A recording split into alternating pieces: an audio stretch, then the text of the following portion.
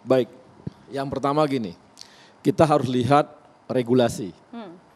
Regulasinya tidak ada yang dilanggar. Jadi baik itu undang-undang PT gitu ya, bagaimana namanya komisaris independen, kemudian undang-undang BUMN sendiri ya, yang mengatur bagaimana soal siapa yang bisa dan berhak untuk jadi komisaris gitu ya. Dan permennya sendiri, peraturan menteri mengenai yang mengatur komisaris gitu ya, satu pun nggak ada yang dilanggar. Yang bisa tadi, yang dinyatakan bisa dari Ya. sosok Abdi Sleng seperti apa? Nah ini kan saya ceritakan dulu nih mengenai regulasinya dulu gitu ya. Artinya secara regulasi ini tidak ada yang dilanggar. Ya. Setelah regulasi tidak dilanggar baru kita masuk ke hal berikutnya. Oke. Baik, ini saya cerita dulu sedikit mengenai Telkom karena kita kan dari kementerian melihat bahwa Telkom ini adalah perusahaan besar. Dia adalah perusahaan telekomunikasi. Telekomunikasi kita tahu bahwa telekomunikasi ini selama ini memang dulu itu selalu orientasinya lah infrastruktur. Infrastruktur ya. Jadi baik itu satelit ya, kemudian terestrial, lewat Telkomsel dan sebagainya itu, kemudian lewat kabel. Ini adalah bisnis nature-nya Telkom. Tapi kita tahu bahwa perkembangan zaman saat ini memang mengalami perubahan besar. Yang namanya pendapatan Telkom dari voice dan dari SMS itu semakin turun. Mereka masuk ke data, data pun makin turun. Jadi bisa dikatakan hampir seluruh dunia itu industri telekomunikasi memang mengalami penurunan. Karena makin lama data ini makin murah. Mungkin lama-lama nanti mungkin makin ini bisa gratis suatu saat. Salah satu tantangan Telkom, Bang ya, Arya. tantangan Telkom ke depannya seperti itu. Mau nggak mau Telkom harus masuk ke digital. Digital ini ada berapa jenis bisnisnya. Ada yang namanya digital untuk data center. Ini seperti yang disewakan kepada Google dan sebagainya.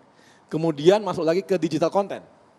Nah, kita melihat bahwa digital content ini sudah dimulai oleh yang namanya Telkom lewat IndiHome. Dia jual, ada dua yang dia jual jenisnya. Pertama jual data yang tadi itu makin lama makin turun. Kemudian yang kita selalu pakai wifi di rumah ya.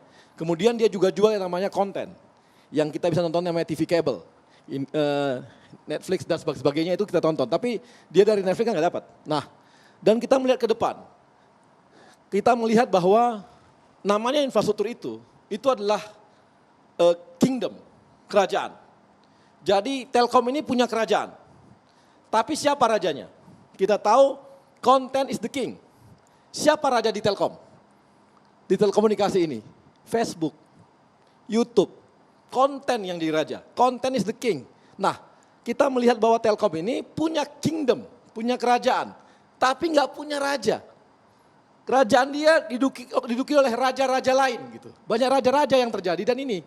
Dan sekarang ke depan kita melihat bahwa ternyata teman-teman di konten pun juga berpikir hal yang sama. Mereka nggak mau lagi cuma punya kerajaan. Mereka nggak mau tergantung pada kerajaan. Kita ingat bahwa ada salah satu konten dari dunia masuk Indonesia kita tahan. Karena kita lihat bahwa ini secara bisnis nggak menguntungkan. Saya nggak perlu sebut, itu adalah salah satu yang jual film-film. Pernah tuh lama sekali nggak bisa masuk ke Telkom. Nah, ini karena apa? Mereka melihat bahwa, wah kalau gitu kita harus masuk infrastruktur. Sekarang Google masuk infrastruktur. Jangan heran, Google tuh mulai bikin yang namanya ada Google Balon. Dia masuk ke infrastruktur juga semua. Facebook pun masuk ke infrastruktur. Jadi sekarang ini yang content is the king itu, raja itu, pingin punya kerajaan juga.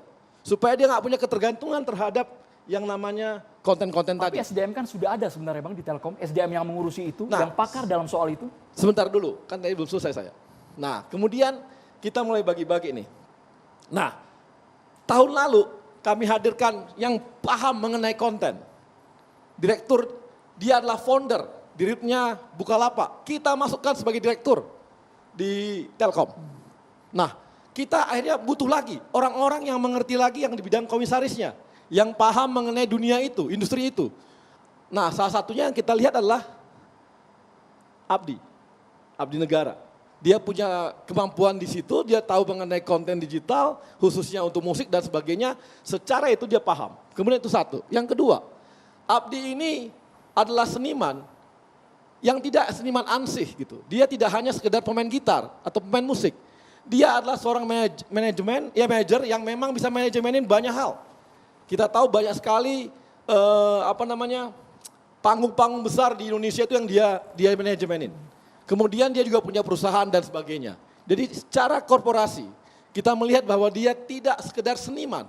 Orang tahu semua berapa banyak penyanyi, klub-klub, band-band dan sebagainya yang lahir dari tangannya kawan-kawan Slank. Banyak banget. Banyak band-band di lokal di Indonesia ini dihadirkan oleh manajemen mereka. Dan mereka manajemen semua seniman-seniman ini. Jadi kemampuan secara manajemennya oke. Dan kemudian pengetahuan mengenai digital, konten digitalnya juga oke. Makanya Abdi kita ambil sebagai komisaris di Telkom. Oke, kompetensinya dianggap tepat dan juga cocok berada di Telkom Indonesia. Ya. Ada pertanyaan, Ya. Bang Arya, dari para netizen melalui Twitter kami. Langsung masuk ya. Masih Sudah segmen pertama ada. udah banyak yang Sudah nanya ada nih ke dari narasumber ya. beberapa jam yang lalu. Kita akan tanyakan juga nih khusus untuk Bang Arya Sinulinga. Ya. Bang Arya, jika kemudian memang Bu Irma mungkin dan juga Mas Abdi bukan relawan Jokowi, apakah tetap akan dipilih jadi komisaris BUMN? Banyak. Komisaris BUMN itu ada 5. Ada 9 mungkin lebih. Banyak sekali komisaris dan itu semua tidak hanya siapa. Ada ahli hukum, ada ahli banyak ahli seperti menteri kemarin ya, ada Ristek masuk, kita karena pengen menteri yang masuk situ. Baru kali ini ada banyak sekali mantan-mantan menteri masuk. Karena mereka punya kompetensi untuk itu gitu. Mantan-mantan menteri kita masukkan sebagai bagian Yang dari juga komisaris. ternyata relawan Jokowi Ma'ruf Amin kemarin begitu ya Bang? Jangan dilihat dari situnya. Tapi dilihat dari kemampuannya gitu. Tapi kan jelas Bang, mencolok Bang. Kemarin memprakarsai konser 2 jari mendukung Jokowi, kemudian juga berpartisipasi pada Asian Games. Kita ingat yang Asian Games kan jadi komisaris semua ini Bang, Erick Thohir.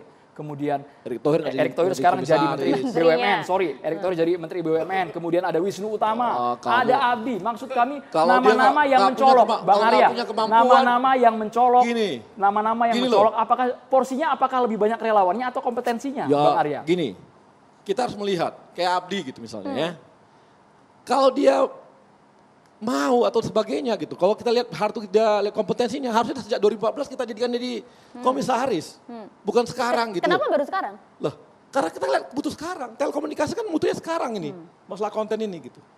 Jadi gini, apakah salah orang yang dikenal oleh pemerintah dekat dengan penguasa menjadi komisaris kalau dia punya kemampuan?